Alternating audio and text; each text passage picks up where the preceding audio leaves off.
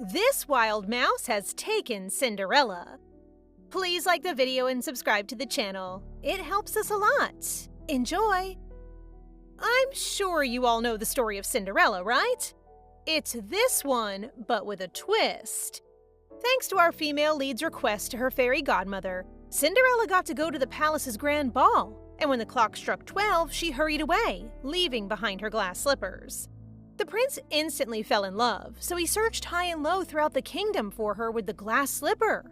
When he finally found her, they joyfully got married, vowing to share a lifetime of happiness together.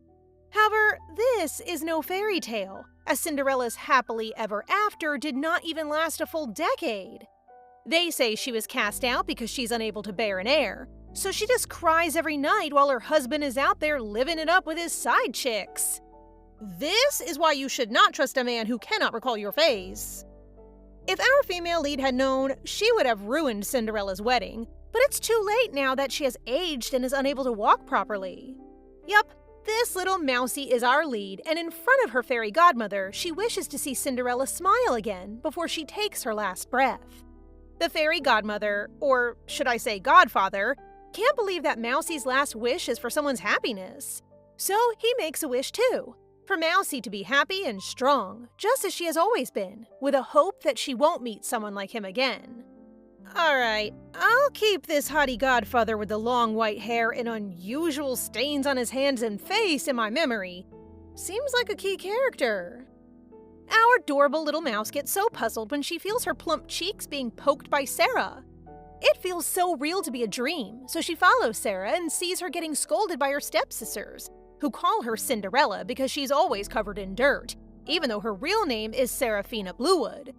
If the Godfather's magic truly sent Mousie back in time, she's eager to seize this opportunity to protect Sarah. So when Sarah's father, Count Bluewood, the worst man ever, makes Sarah cry by saying how useless she is as a daughter, Mousie springs into action and bites his nose. Hearing the screams, the servants quickly stepped in, leading Sarah to kindly ask them to have mercy and say that she would handle the mouse herself. But then, one of them has the nerve to grab her wrist hard. Mousie stops biting because she's worried about Sarah, which causes the Count to catch her and throw her to the ground. Sarah is horrified when she sees Mousie in such a bad state, and she tells her father that her friend isn't dirty because it's just a field mouse that lives in flower-filled meadows. This totally sends Sarah's stepmom into a rage, and she yanks Sarah's hair before tossing her into the storage room. Sarah keeps begging them to open the door because her little friend really needs a healing potion to survive. She tears up and says sorry to Mousie for feeling so helpless, but she expresses her gratitude because she understands that Mousie bit the Count for her sake. Sarah thinks Mousie is just like the brave mouse from her favorite storybook, so she decides to name her Elodie. This name really warms little Mousie's heart, especially since everyone else calls her disgusting and worthless. But Sarah sees her differently. Sarah kisses Elodie, and to her surprise, a warm light fills the room as Elodie transforms into a little girl. She was already so cute as a little mouse, and now look at her! I'm getting attacked with cuteness! Outside the storage room, the Count is taken aback as his garden is blown away by the beast, Duke Valkrison. Next to the Duke is his charming eldest grandson, Edmund, who declares that he will only give the Count 10 minutes to bring back the beast child he has abducted. What an entrance! The Count is furious about the sudden accusations, prompting Ed to claim that the magic orb revealed the whereabouts of the only daughter of the Ratson family, a field mouse beastman, who has been missing due to a curse, and she is at the Bluewood estate. The Count is still a bit puzzled, but then it dawns on him that it must be the mouse Sarah was looking after earlier. He quickly tells Alfred, his servant, to go find it. And no, he's not thinking about returning it. He wants that little mouse gone. The Valkrison are known as the Kings of Beasts and are the only ducal house that keeps in touch with beastmen. So if the Duke himself appears for just one beastkin, it clearly indicates that Mousie is someone special. Mousie has witnessed a ton in their estate, and if that information reaches the Valkrison's ears, the Count is sure they're done for, so he's desperate to eliminate the evidence. Meanwhile, Sarah gives Elodie a warm hug, feeling so happy that her earlier injuries are now completely gone. Elodie's cute ears and tail totally scream beastkin, and Sarah thinks it's the cutest thing ever. But what does Elodie think? She's completely confused right now. Like, she has always been this quiet little mouse, and now everything feels super overwhelming and scary. Sarah pulls Elodie in for a comforting hug, assuring her that everything's going to be all right. She promises that once they escape this awful place, they'll dive into all the things she missed out on before. Out of nowhere, the door swings open as Alfred tells the other servants to go after Elodie, prompting Sarah to urgently tell Elodie to run. She transforms back into a mouse and scurries into the crack of the wall as Sarah pleads with Alfred to stop. Their argument comes to a stop when Ed arrives on the scene. When Sarah hears Alfred mention the name Valkyrie, knowing they are friendly with beastmen, she seizes the opportunity to scream and beg Ed for help as the servants are trying to harm her friend. "Dear sir, might I suggest you lend Sarah a hand too? Or perhaps take her hand is more like it? You know, away from the prince and all that." Alfred yanks Sarah's hand and tells her she has no right to talk to the heir of the Valkyrie. Guess what else this average guy said? That Sarah is a disgusting little maid. Hearing those words reminds Sarah of the times when her stepsisters and stepmother treated her poorly, making her stay in the attic and saying hurtful things that made her feel like she didn't belong to the family. It was lonely, but she found a way to get through it with Elodie by her side. Now that dear friend is in trouble, and this time, Sarah musters her courage to declare that she is Seraphina, the youngest daughter of the Bluewood family. Alfred is still putting on a show and gets more violent, thinking no one will ever see Sarah as a noble because of her appearance. But plot twist, you nasty, trashy servant, Ed swoops in to save our girl. Ed grips Alfred's wrist so hard, prompting him to release Sarah right away.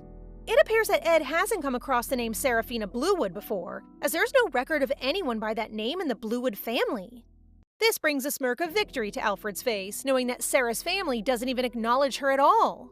Sarah appears surprised, but she's fine with it as long as Ed is there to help her friend, a field mouse beastkin who has just recently figured out how to transform. Ed's magic orb is pointing at the wall, and with just one swing, the wall cracks open. Ed looks so relieved to finally meet Elodie, while our little mousie is too stunned to move. She's so cute. Elodie then turns into a human to quickly give Sarah a hug, and they share some heartfelt words that brings tears to Sarah's eyes. Ed humbly offers his handkerchief to Sarah, catching her by surprise, and she happily accepts it.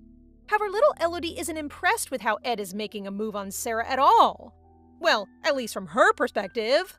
So tiny and so overly protective. Inside the drawing room, the Count anxiously waits for his minions to report about Mousie. However, when the door swings open, he's totally caught off guard, as it's not his seaweed servant, but Edmund. And to make matters worse, Sarah's got the beastkin, the mouse he had thrown earlier, right in her hands. The Count still believes they are unaware of his attempt to kill Mousie, so casually, he thanks Sarah for rescuing Lady Ratson, and assures her that he will reward her later. The audacity! He then orders her to hand Lady Ratson over, prompting a reaction from the little one, who is fully aware of the Count's deceitful scheme. In response, Elodie bites the Count's index finger so hard that he inadvertently reveals his hatred for her, wishing he had squashed her from the beginning. Edmund then demands to know if the Count sent someone to kill Lady Ratson, but the Count flatly denies it. Realizing that the Count will persist in his denials, the Duke decides to play a recorded conversation from his magic earring. In this recording, Alfred instructs his men to catch and eliminate the beastkin according to the Count's orders and everything that occurs in the attic, which causes the Count to wobble. Gramps and the grandson are both super cool, and I just love their glowing gold eyes. The Duke contacts the Ratson family to find out what kind of punishment they would like to impose. After some loud squeaks and screeches, the Duke agrees to their request, while Elodie can't help but flinch at the severity of the punishment. As soon as the call ends, the Duke warns the Count not to attempt to escape, emphasizing that they will always track him down, causing the Count to shake and eventually collapse on the floor as he comes to grips with his situation. Hope those squeaks are as vicious as they sound, because I want this family down. Ed informs Lady Ratson that they will escort her home, making her wonder if she has parents. She then learns that her parents have been searching for her tirelessly all along. This time, Elodie feels overwhelmed, having just discovered her identity as a beastkin and the long-lost daughter of a noble family, which is why the Valkyrie family has traveled all the way to Bluewood Manor for her. Although she doesn't remember her parents, she wants to meet her family. Elodie then eagerly asks Sarah if she will accompany her. and after a brief moment of hesitation from Sarah, Elodie encourages her by changing into an adorable mouse with her cute smile, prompting Sarah to happily agree. However, when they arrive at the Ratson estate, Elodie feels really embarrassed because she was convinced she could give Sarah this super glamorous life. But surprise! Sarah can't even squeeze through the palace door since it's basically a little mouse castle. Oh my gosh, why is everything so cute? This world is divided into two continents, Terranolia, which is only inhabited by humans, and Animanolia, home to the beast folk. Between these continents lies the Valkrysan territory, and to travel between them, one must pass through Valkryson's strict border control. The beast folk's homeland is sealed off from the human world, and the high priest of that land is actually Elodie's parent. Blood passes down powers among the beast folk, and the family with the strongest healing abilities has always assumed the role of high priest. This prompts her to remember that when she first became human, her injuries healed remarkably quickly, leaving her wondering if she inherited healing magic. At last, Elodie's parents appear, but their presence makes her hesitate about what to say until her mother hugs her tightly, still in disbelief that they're together again, and her father joins them, expressing how sorry they are for the delayed reunion. Overwhelmed with joy, Elodie realizes she has a family. She's not alone, and she is finally home. Elodie then reassures her parents that she is genuinely okay because Sarah, who has always stood by her side, was there to protect her through everything. In gratitude, Elodie's dad decides to host a banquet for Sarah to celebrate the remarkable person who saved their daughter. After some time, the feast is ready, like totally mini-sized, and Sarah is amazed, quickly expressing her gratitude. While they're eating, Elodie's mother tells her that the Duke has revealed everything, including that she can now transform into her human form. Her mother then asks how Elodie managed to break the curse, and Elodie admits that she honestly doesn't know. Her mother then finds this strange, considering that only a kiss filled with true love can lift the curse. Hearing this, Elodie quickly transforms into her human form and eagerly asks Sarah if she loves her. Sarah smiles and confirms her feelings, saying that she does love her. Elodie then rushes towards Sarah, proclaiming to her parents that she wants to live with her in the human world, leaving everyone in shock. Elodie's mother suggests that she stay with the Valkrysson family, and the Duke appears to have guessed this, as he promises them that he will care for their daughter. If Elodie is actually only 5 years old, she'll most likely not notice this, but she knows something is wrong because her family's curse has yet to be removed. Elodie has realized that her parents are willing to send her away, despite their longing for her, to keep her safe. As a regressed little mousie, Elodie recalls that in 10 years, the position of High Priest will be claimed by House Basilisk, a snake family, which she now believes is not a coincidence. Before leaving, Elodie's mother thanks Sarah for saving her daughter and says it's a debt they'll never be able to repay, prompting Sarah to point out that it was actually her who received so much support from Elodie. This is the first time Mommy Mousie hears her daughter's new name, which she accepts wholeheartedly, but Elodie becomes curious about her original name. And when she discovers it is Gracia, she feels warm inside because she now has 2 names bestowed upon her by people she cares about. Elodie Gracia Ratson. Great combo! Elodie's father, the High Priest, then hands her the Holy Hammer, which is solely accessible to Ratson heirs. He advises her not to use it on anyone, but if she's in a dangerous situation, he wants her to use it since it will get her to safety. Her father is dead serious, but Elodie chooses not to question about the curse because her parents will undoubtedly keep it from her more, preventing her from uncovering the truth. While still in the carriage, Elodie is amazed to see the streets of the Valkrysson territory bustling with both humans and beastkin. However, upon arriving at the mansion, she feels overwhelmed by the crowd of attendants eager to catch a glimpse of her, which terrifies the poor tiny baby. As someone who has spent her entire existence as a mouse, being in the spotlight has never been easy for her. People either look at her with disgust or anger. Is the author making us feel guilty now?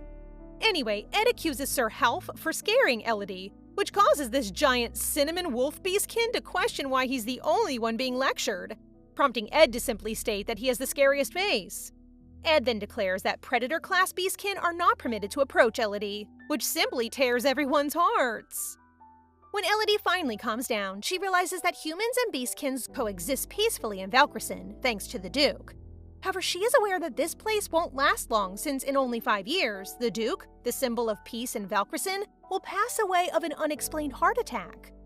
Following his death, tensions between humans and beastkin will rise, causing the peace treaty between the two races to collapse, resulting in the Third Great War. Ed will protect Terra Nullius, but he too will perish without leaving a body, and shortly after his death, the two species will announce a ceasefire as if they were only waiting for Ed to leave. Elodie may be a small, lovely mouse who cannot put an end to the war, but she is determined to help both Gramps and Ed since they were the ones who helped her regain her life. To begin, she asks the Duke if she may check his health, considering that she's a Ratson, a family that can cure any illness. But to her dismay, Gramps proudly states that there's no need because he's healthy. He also does not want her to use the Holy Hammer as a toy, prompting Ed to point out that Elodie may simply wish to play doctor. Thankfully, the Duke appears to be okay with it, but he does mention to Elodie that his doctor said he will live for another 50 years. This gives our girl a hint that maybe the heart attack wasn't due to a chronic illness, but rather something like poison. Elodie's personal maid is Squirrel, and she has brought a lovely selection of new dresses for her. At first, our girl isn't too interested, but then she discovers some beautiful blue dresses that Sarah absolutely loves. Elodie begins selecting items she believes Sarah will like and heads over to share them, only to discover that Sarah has also been picking clothes for Elodie. Aw, aren't these sissies the cutest? While Sarah is taking a shower, Squirrel chooses to show Elodie around the mansion. They happen to run into Gramps and his tall right-hand man, Eagles, who is, if I may add, a picture-perfect guy. 6 feet tall and super strong. Upon seeing the adorable Elodie, Gramps can't resist scooping her up and placing her on his broad shoulder, ready to play doctor together. Well, this play isn't quite what Elodie expected since she's just sitting on a couch while Gramps is busy with his paperwork. But to his defense, observing the patient is an important part of being a doctor. A servant then enters, and Elodie notices that she's using Shindora leaves, which are known to sharpen the mind. However, she is horrified when the servant adds a herbal powder from the Velma Kingdom, as mixing the two creates a poison that paralyzes the nerves. Elodie jumps towards the Duke in a dramatic attempt to stop him from drinking. But oh dear, she's just a bit too small. As a result, her little hop sends her face right down to the ground. Gramps swiftly picks her up as she firmly insists that combining the tea with the herbs will make him unable to move. In about 5 years, this combo is going to be quite the trend. It has a strong awakening effect, but with just the right ratio, it can really paralyze the nerves, leading to a loss of all senses. Obviously, she can't share that with the Duke, so she simply mentions that she learned it from her parents, which makes it trustworthy information for him. The servant quickly drops to her knees, explaining that it was a popular trend and she was just following instructions. The Duke looks at her for a moment and senses that the servant is being truthful, so he simply asks who shared the recipe with her. Upon hearing that it is from the Earl of Hamilton, his mood totally shifts to icy and he orders Eagles to bring the man to him. Gramps still has the aura! They are now at the dungeon, and even after getting all beaten up, Sir Hamilton still denies the accusation against him. He hopes the Duke will give him a chance, but Eagles tells him to shut up because everything, components, time acquisition, delivery route, and all that, has been confirmed to be linked to him. Hamilton's plan is to ensure the Duke enjoys the tea so much that even if he were to become paralyzed, no one would ever doubt the tea since he has been drinking it for so long without any problems. Now that he has been exposed, he finally expresses his true feelings, claiming that the Duke has ruined him and his family. For Gramps, this 24-year-old Hamilton is still the same kid he met when he took down illegal slave trade his parents were involved in. Hamilton was 14 at the time and had lost everything, so the Duke took him under his wing, hoping he would create his own path and rise above his parents' mistakes. Yet, here we are. Hamilton must face the consequences of his crimes, and as a final act of kindness, the Duke decides to grant him a swift end. The fact that Gramps knows his age just means he truly cared. Now that it's all wrapped up, the Duke meets with Elodie and asks how she figured out that he's being poisoned. Just as Gramps could tell the servant was being honest, Elodie knows that Gramps will quickly see through her lies, so she uses her experience to convince him. She talks about her time living as a mouse, sharing how she often felt really hungry and would eat anything just to get by. Before meeting Sarah, there was a time when she felt really unwell, and a street rat came to her aid, showing her how to find safe food. He was like a guardian to her, but sadly, he passed away after eating poisoned food that was left by humans. The author is trying to make us feel guilty again, but guys, just imagine that the rat has been reincarnated into a great chef in Paris. Elodie then admits that the doctor game is really just a way for her to check on his food because it's all she knows how to do. With tears in her eyes, she expresses her fear of losing anyone again. Gramps feels awful about having her recollect her painful memories, so he carries her and smiles, telling her to call him Grandpa from now on before showing her the kitchen. He informs her that she can play doctor here from now on, but Elodie is still afraid to be around others and worries that they will all think she's dirty. Suddenly, she overhears the chef scolding the head chef for being scary, and they're even ready to put him on timeout and make him stand in the corner. Elodie looks at them this time and sees warm smiles rather than furious eyes, while the Duke assures her that everyone is happy to see her, but that they can leave if it is too much for her. She realizes she can't run away from her fears forever if she truly wants to break the curse on her family, so she accepts the chef's hand as her first step toward overcoming them. She then softly informs him that she is here to check her grandpa's meal plan, and they all fall in love with her cuteness. Relatable. The chef recommends that Elodie try some walnut pie and almond milk, which she has never had before. When she finally tries it, it feels like heaven to her. Elodie then comes to understand that if she can figure out the food the Duke loves, she might be able to uncover the cause of his death. However, when she asks the Duke about it, he simply replies that he doesn't have anything he likes. He then shifts the conversation and mentions that Elodie can eat whatever she likes and go wherever she wishes, except for Serenity Villa. If you put it that way, Gramps, it will just make this cute little mouse curious, prompting her to ask what's in the villa, which will lead the Duke to mention that it's his grandson. The Duke has 3 grandsons: Edmund, the eldest, who looks all serious but is actually the sweet heir of the Valkrisen. The second is Zenobia, who will have a very bad reputation in the future. And the third one is Karen, who will pass away young due to a chronic illness. Surely it is not Ed, and given Karen's illness, Elodie suspects Zen is the one in the villa. Elodie has enjoyed a lovely week of peaceful days with Sarah, and today, Squirrel has decided to take her to the garden for some fresh air. Suddenly, Elodie spots a snake slithering by, and a wave of anxiety washes over her as she wonders if it might be a basilisk out to get her. This prompts her to ask Squirrel if there are any snake beastkin families living in Valkrisen. She discovers that there are families like the Boas and Kingvilles, but no basilisk, as they are a clan known to rarely venture outside their own land. They really value their privacy and only make appearances for special requests, so if Elodie doesn't go to see them herself, she won't have the opportunity to meet them. That's something to think about later, since little Elodie is captivated by the lovely field of blue flowers called Lobelia, which is known for its ability to help cleanse body toxins. Out of nowhere, a gloomy young boy with fiery red eyes steps out of the forest and seems oddly familiar to Elodie. She's taken aback when Squirrel rushes over to hug her, clearly feeling scared. The squirrel kindly asks the boy to return to his palace and refers to him as young Master Karen. Elodie is aware that Karen is unwell, and noticing how everyone seems to steer clear of him, she initially thought his illness might be contagious. However, she's now a bit confused because Squirrel's reaction seems more like fear, almost as if she's facing a predator. The quiet boy doesn't say a word and just goes along with what Squirrel says, so he starts to walk away, but Elodie chooses to chase after him. She has encountered plenty of people with vengeful eyes who seemed ready to hurt her while she was still in her mouse form, so she can sense that Karen isn't one of them. Wanting to connect with him, she gives him a warm smile and offers the flowers she picked. Noticing Karen flinch, she assumes he's nervous to come near her, so she gently places the flowers on the ground and waves goodbye with a smile.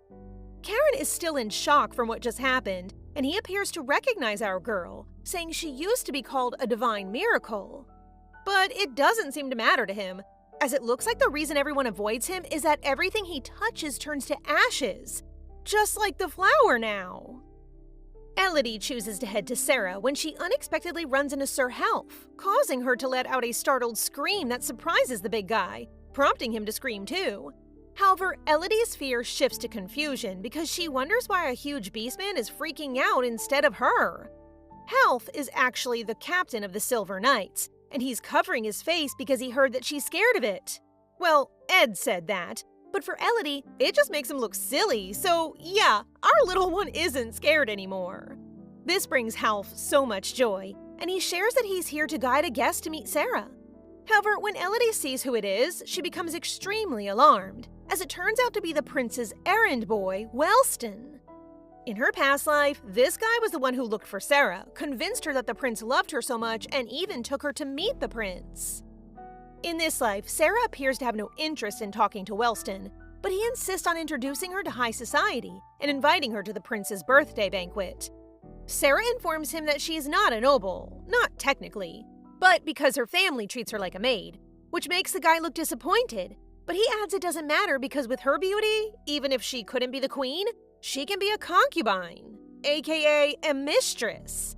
That sounds extremely disrespectful, so Sarah walks away. But this guy doesn't know when to stop, grabbing her wrist and asking if she's declining because she wants to be the main wife. If that's the case, he proposes that she marry him instead, a future viscount. Huh?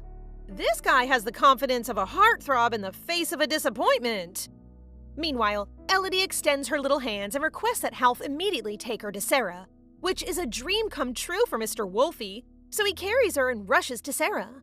When they are close enough, Elodie leaps and smacks the seaweed boy with her holy hammer, knocking him down. She isn't supposed to use this on people, but in our baby's defense, that's nothing but a monster, so it's fine.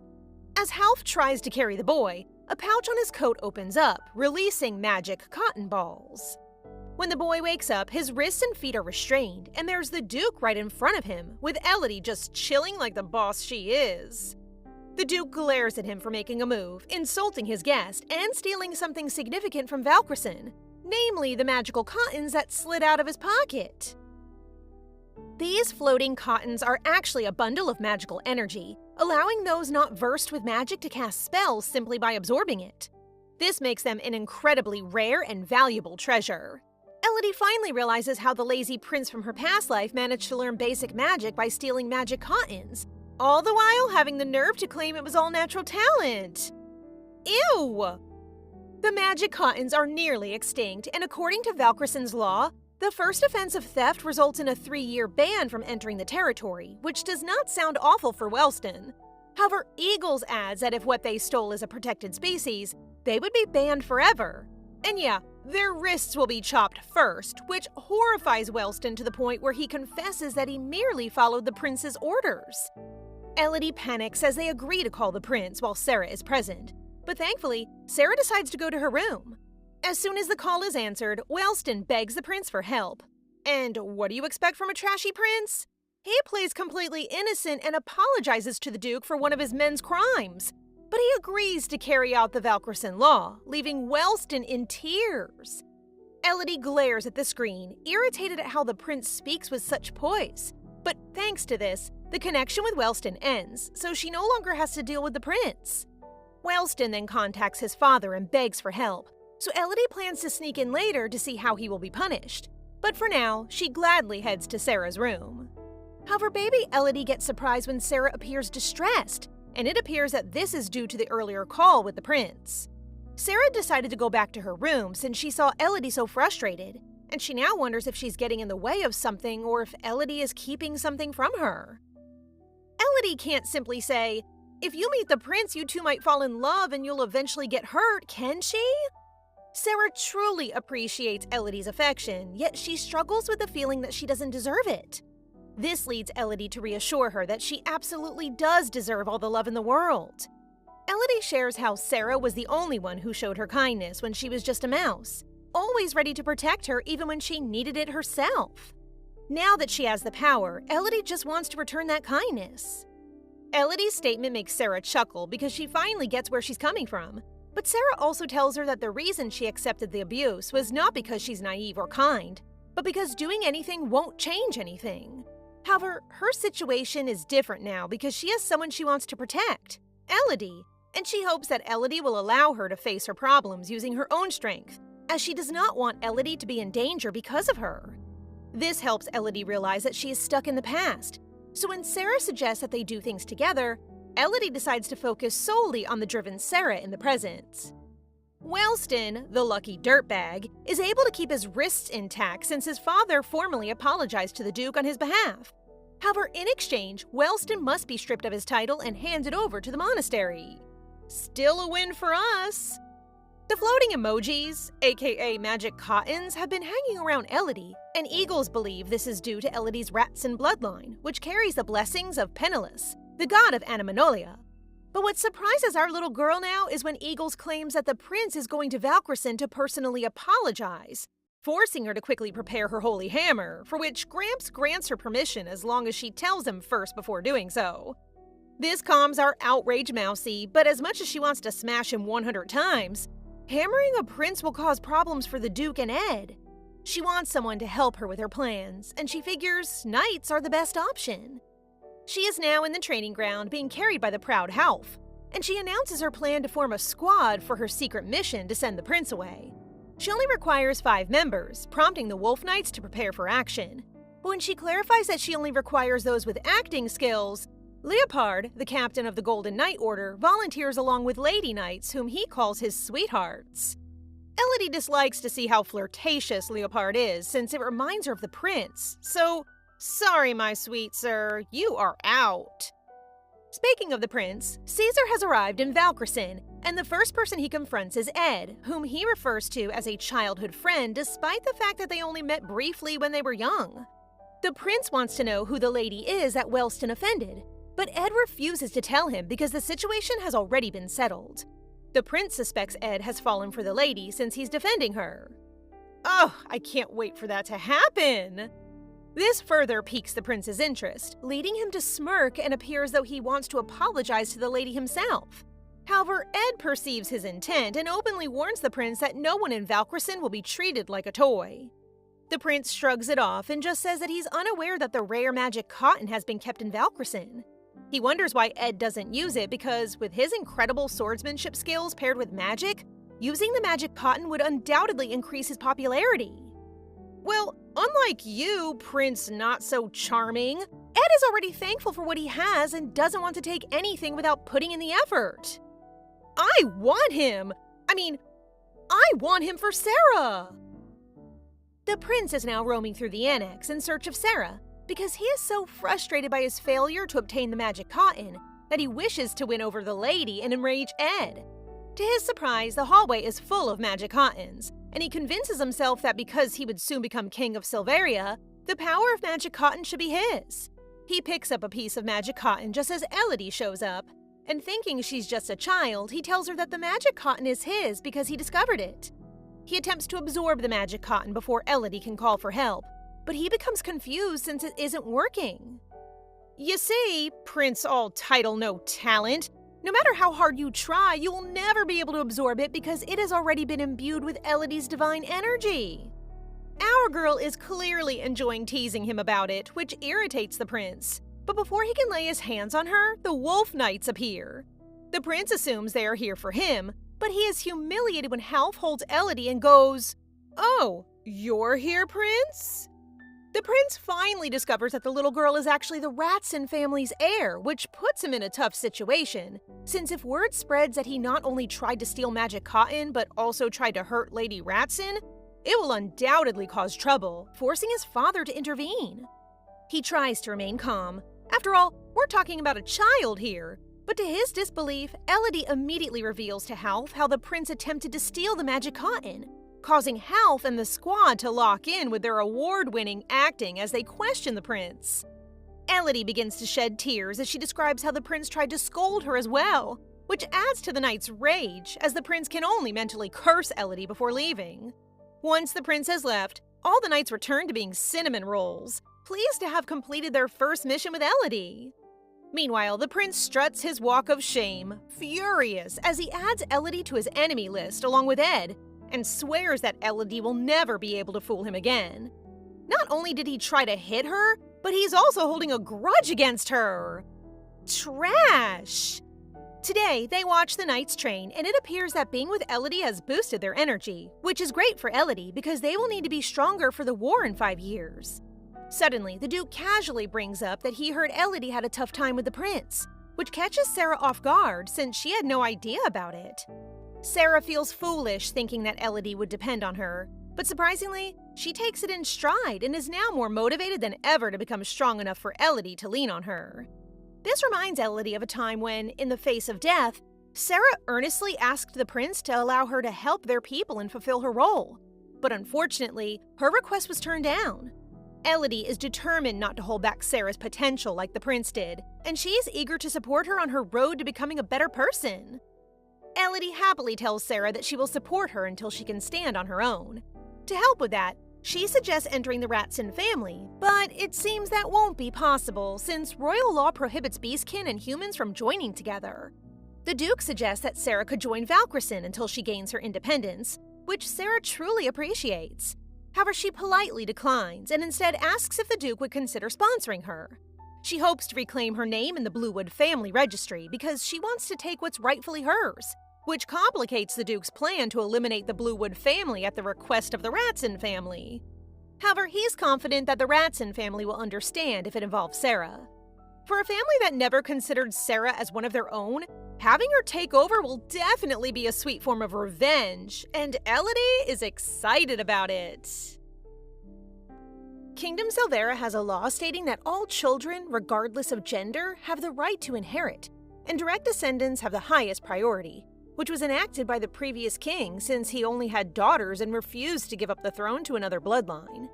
This means that in the Bluewood family, it's not Rose or Daisy who is the rightful heir, but our gorgeous girl, Seraphina. And they dare to mistreat her? They are now in the carriage traveling to the Bluewood estate, and Ed gladly joins them as their bodyguard for the day. When Elodie's stomach begins to growl, she asks Ed whether he has sunflower seeds with him, as he is known to carry them with him anywhere. Even in her previous life, he was beloved among the Mouse Society since he sprinkled sunflower seeds everywhere he went.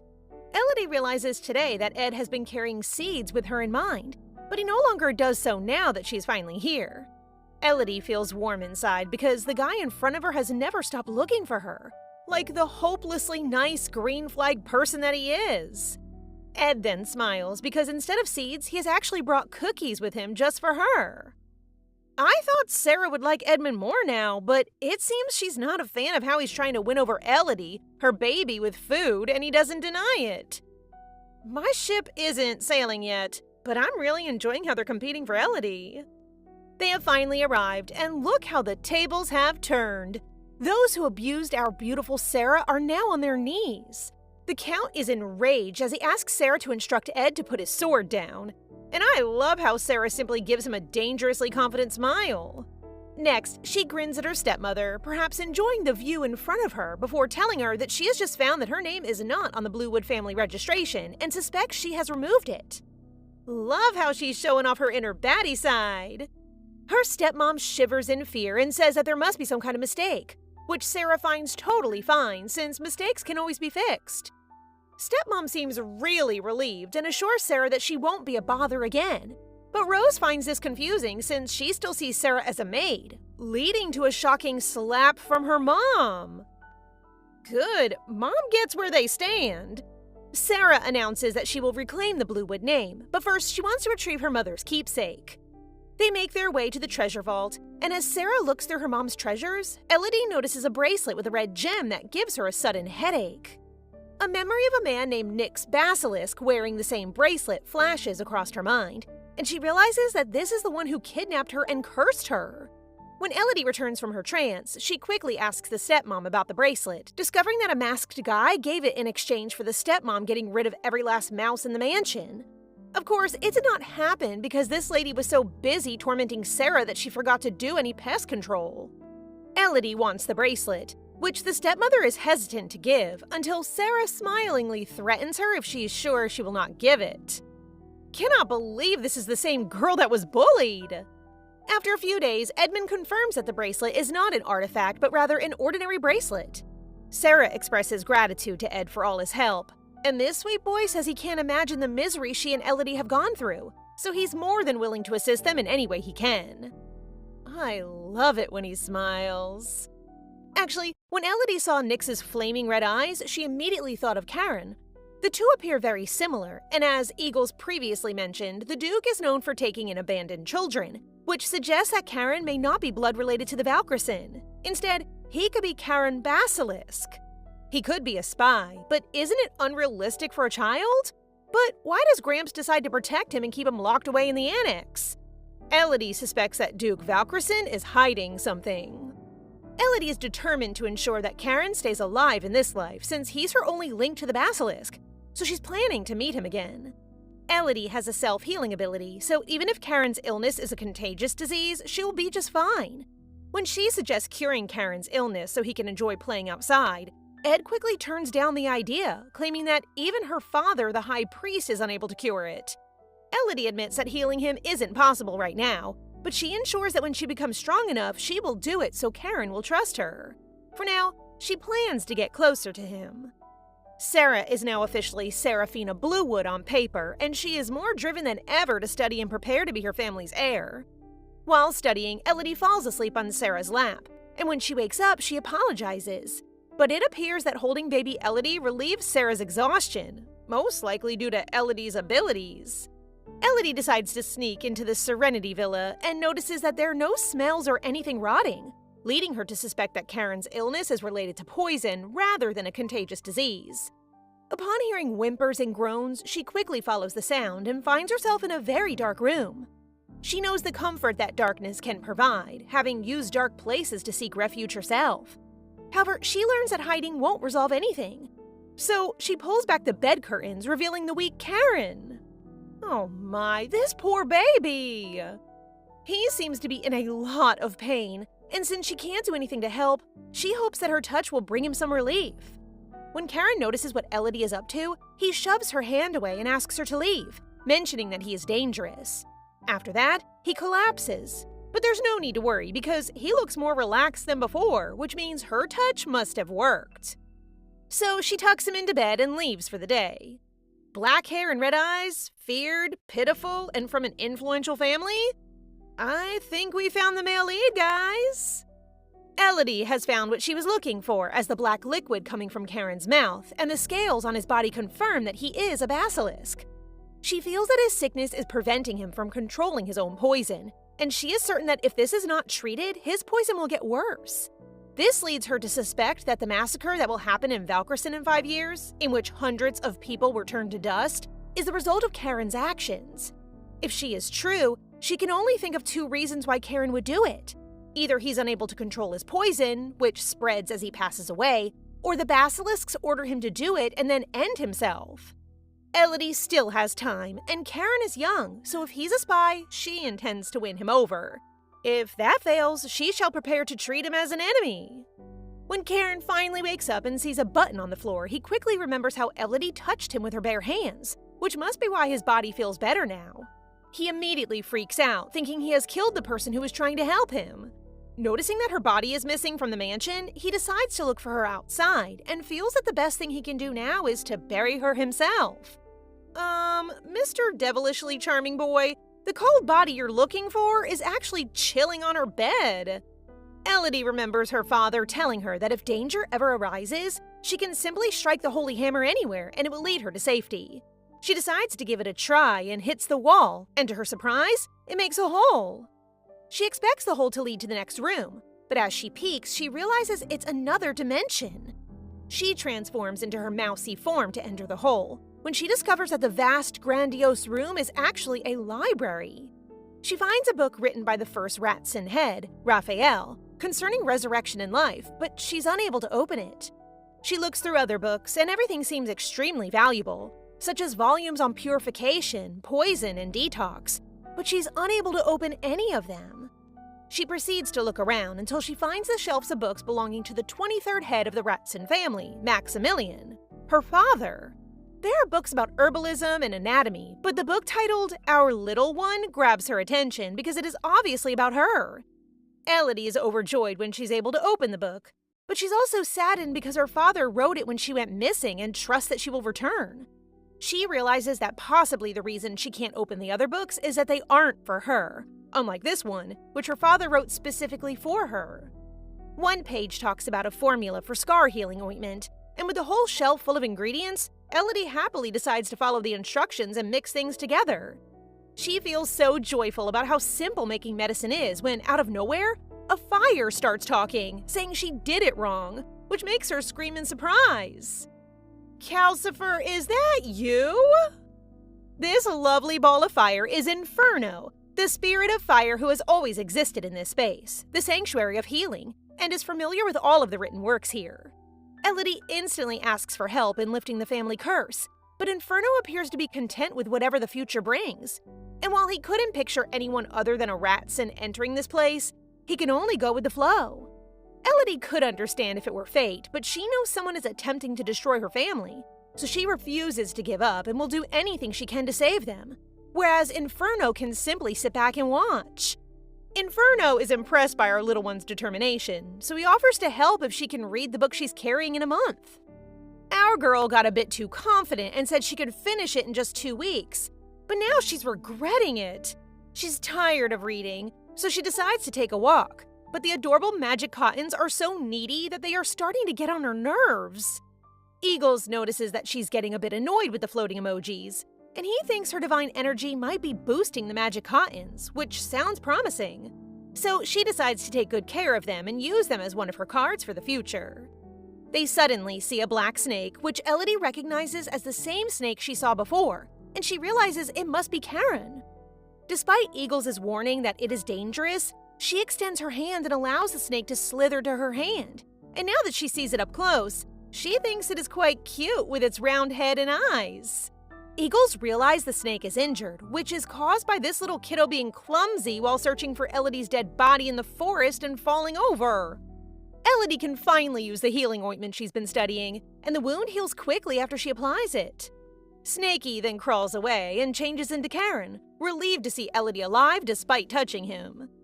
Elodie continues her studies, and she has finally finished her courage-boosting potions and dream-banishing scented candles. But Squirrel is becoming concerned about how exhausted she looks every day, so she proposes that she should see Dr. Packer. He's the personal doctor for the former Duchess, Gramps' daughter, who passed away in an accident 5 years ago. Squirrel mentions that the doctor has been helping Ed with his insomnia following the loss of his mom. Elodie returns to sleep and is startled awake by the howls of a cranky child, whom she instantly identifies as Zenobia, the mad dog. In the future, all nobles will be quite cautious around him, as he tends to show up at parties, get drunk, and cause commotions. Elodie has heard that Zen is a swordsmanship prodigy, but he has also a knack for causing a lot of trouble. For now, though, he's just a kid dealing with some anger issues, so he's not really a threat. She asks why Zen despises beastkins, especially rats, which leads him to respond that rats are filthy and that their ears and tails are disgusting. This does not bother her at all, and she even tells him to hide his distaste because Valkerson is a neutral zone, and his own grandfather may punish him if he continues to be rude. Suddenly, the door bursts open and Gramps appears, enraged at his grandson, causing Zen to cry as he explains that he did nothing wrong. Yet he always scolds him. He then rants about how much he hates that his grandfather does not recognize his face before leaving the room. Gramps asks Elodie what happened and guarantees that Zen would never do it again. However, our girl prefers to speak with Zen alone, assuring Gramps that she will make him apologize to her. The two kids are now eating together, thanks to Ed, who scolded his little brother. Elodie initiates a conversation with a smile, noting that her walnut pie is delicious. But Zeno asserts that his lobster is even better. The two end up bickering, which leads Zeno to lose his cool and shove a piece of lobster meat into Elodie's mouth. She is surprised to find it really tasty, and that makes him feel so proud. He claims to be a beast folk hater, but a regular hater would never let a mouse touch their things, yet he happily hands her his fork, so, yep, this kid isn't so bad after all. Elodie asks Zen why he mentioned earlier that Gramps can't recognize his face, prompting him to share that once his grandfather called him Ed, and when he discovered it was him, he saw how disappointed he was. Zen always feels that he's the last grandson his grandfather adores, but he decided to bear it because being third can still be remembered. However, this changes when Elodie appears, and he now feels as if he's being pushed to fourth place, which makes him tear up. Now that she understands why Zen is upset with her, she proposes that he ask his grandfather instead of overthinking everything. She is confident that Gramps loves him, and she encourages him with a warm smile, saying that they can just ask him together. Look at these two holding hands as they head to Gramps' office. But it appears that he is a visitor who claims to be Cassian, his brother's son who lost his life in a war. The Duke was the only one who had seen Cassian, but it had been 12 years, so he assumed he had passed away. He claims to suffer amnesia, and to prove that he is his lost nephew, he presents a necklace bearing a portrait of his parents, which gradually helps him recall his memories. He also recalls the Duke calling him a runt when he was a child, which is accurate, so the Duke decides to lower his guard and allow him into his office. Both Elodie and Zen are suspicious of this, but since the Duke is the only one who knows Cassian's face, the only solution is for the Duke to confirm that he is, in fact, his nephew. Zen believes that his grandpa can't recognize him because he doesn't love him, but Elodie wonders if perhaps the Duke truly has trouble recognizing faces. Elodie has mastered the book in just 2 weeks, so Inferno pledges to help her with her studies. To begin, Elodie asks if there's a cure for an illness that causes someone to be unable to recognize faces. Inferno asserts that there is no direct medicine, but there is a treatment that depends solely on the patient's willingness to recover. The Duke has always felt guilty when his brother requested him to look after his wife and son if something happened to him, but he just laughed it off. While the Duke was out fighting in the war, his brother's land and the nearby region came into conflict. So he rushed back, but it was too late. Everyone was already ashes. So he hopes the kid is his nephew so that when he sees his brother again, he can confidently tell him that he kept his promise. Elodie enters the Duke's office and shares how he hurt Zeno when he couldn't recognize him, prompting the Duke to admit that he doesn't dislike his grandson, he just can't recognize people. He believes it is caused by being on the battlefield for so long, since there was a time when he couldn't tell if the cry was from an ally or an enemy, which led to the deaths of his men. He also hurt his leg due to his poor judgment and eventually loses the ability to recognize his own family, which he accepts as a punishment for his mistakes. Now that Elodie understands that his face blindness isn't something he was born with, but rather a result of the war, she shares with him that there's still hope for a cure, but the Duke refuses because he wants to pay for his sins. Gramps is still guilty of the past, so she tells him straight away that he needs to focus on healing so Zeno can stop being sad, and she beams and promises to help him get better. The Duke acknowledges that he's been so caught up in his past that he's neglected how he's hurting his grandkids. So when Elodie gives him medicine, he resolves to trust it this time because he genuinely wants to see his grandchildren before it's too late. However, he gets disappointed when it does not work, prompting Elodie to say that the medicine is for his leg and is simply to test to see if he truly wants to get better. She takes his hand and is relieved by Gramps' sincerity until, as if by magic, her hollow face starts showing her adorable features to the Duke. It's her divine power! He instantly looks at his brother's photo, and when he finally sees him, he can confirm that the kid from before is an imposter. The bro totally looks like a charming prince! 5 years ago, the imposter came across a beggar who turned out to be a servant that had escaped the war and mistook him for the young master he once served. When the servant mentioned that the Duke can't recognize faces, the imposter cleverly used it to his advantage to make his getaway from the countryside. He looked after the servant and made notes on even the tiniest details for 5 years. When the servant passed away, he saw that as his perfect chance to put on his perfect act. He is really confident, but just till our brilliant Elodie happens. She labels him a con man because no one in Valkerson is as ugly and half-baked as him. Since he keeps denying this, Elodie suggests he drink the truth serum, and the Duke promises to restore his title and wealth if he can truly prove that he's a Valkerson. Him? A Valkerson? More like barely Raisin. His face doesn't even come close to the Duke's brother.